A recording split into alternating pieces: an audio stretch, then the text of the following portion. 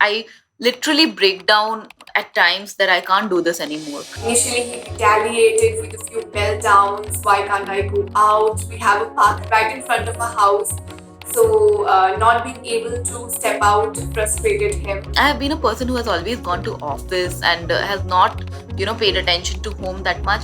So from there to becoming a, total homemaker who has to do everything from the scratch, it's very exhausting. Earlier, we were still depending on school and teachers for our children's growth, but now the whole responsibility is on us. Being locked at home with no school, outdoor activities, or friends to play with has resulted in an upsurge of negative emotions amongst children, bearing deep psychological impacts on their tender minds. Most of these emotions are negative because a lot of frustration builds in when children are not allowed to go out and exercise, do some kind of outdoor activities, go out and socialize with their friends. So we do see children are becoming overtly aggressive, are throwing more of tantrums right now. Some of them have become withdrawn. We are even seeing children who are reported to have low moods at this time. The new normal, it cannot ever be normal.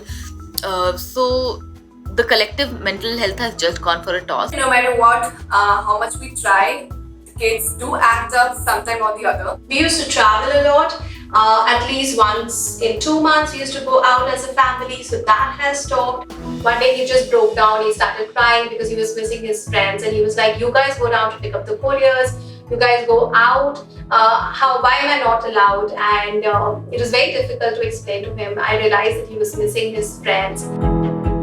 So we did start with online classes for Rudy initially, but very soon we understood that he's too young to be able to understand the concept of online education. I have to sit with him all the time in front of the class, like every minute, to make sure he's paying attention, he's listening, he's not breaking my laptop. With the online school coming home, it's just studies, and the teachers give us more things to do, like, okay, do this activity at home, etc. And I really don't have that kind of time. So I cannot juggle two kids in the class. So we have taken him out, and I'm just letting him be. He's just turned 3. I think he still has time. He can manage without formal education for a year. Lack of social interaction and monotony of life has led to more digital addiction for children. To add to that, online learning means more screen time for kids, generating various side effects. I do see them complaining about headaches at times because that is their form of entertainment, that is their form of education, that is also their form of connecting with their peers. Although we are very particular about his screen time, but in the current situation, we have become a little flexible and we do let him enjoy a little extra screen time sometimes.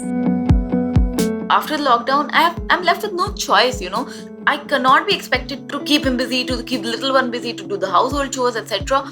So, yes, I am guilty. The screen time has gone up exponentially. What I was really wanting to suggest to parents is, as it is ideally, we do not prefer that children go online more than 2, maximum 3 hours. That is also more so on the weekends. But because they have online schooling going on right now, they can do the online schooling, which is about 3 to 4 hours. Besides that, 1 more hour spent online, maybe recreationally or maybe talking to friends online, is okay. Most kids these days find difficulty in sustained attention. Therefore, balancing their routine, keeping them busy and focused towards their activities is indeed a hefty challenge for parents. Routine organization should be more task-oriented rather than time-oriented. Give them multiple number of tasks to be completed in a day so that they keep busy through the day.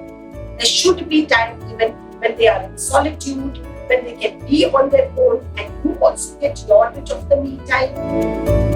The few things that I'm taking care of is, one, that I'm making sure that they are enrolled in some kind of physical activity in the day, whether it's their taekwondo class or their running class or their football class. They do something which keeps them physically active through the day. We enjoy building blocks together, painting, and simple pretend play, art and craft. And recently we started doing gardening together. So he loves, getting all dirty while doing gardening. So this is something new that we started and we both are really enjoying. One more thing that I'm doing is making sure that they are maintaining a journal.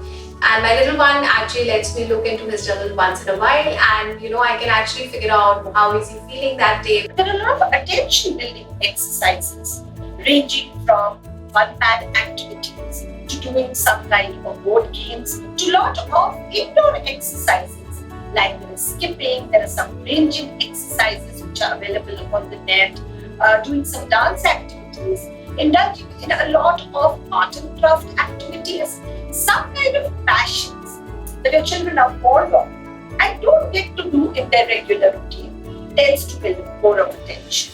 But what about the mental health of parents who are endlessly shuffling between work and family life in this lockdown? We have a lot of adults coming for therapy right now related to managing their anger, irritation, frustration, etc.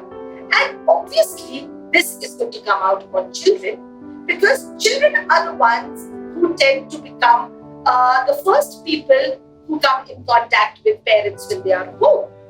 So it's important that you manage your anger and irritation and not pass it on to your children. I try my best to be a gentle parent, but at times I do lose it. I leave the kids with my husband if need be, or I make sure that they are playing or they are safe in such a space, and I go and I just rest, think of nothing, do nothing, and I just need that time. I cannot do without that me time. So my me time is very precious and it helps me relax. One thing that has kept my sanity in place is having a routine for my son. He has an early bedtime between 7 to 8 p.m. when he goes to bed, and I look forward to that time. That's the time after I put him to bed, me and my husband, we have dinner together at ease, we watch something together, or I simply read a book. So that as a family, we have an hour of family time where we bond in a non-formal environment, whether it's board games or we just generally sit and chat. I think these kind of things are important to normalize the current anxiety that we are feeling, and that's the way I'm working towards a holistic growth for my kids. During this time, self-care is essential.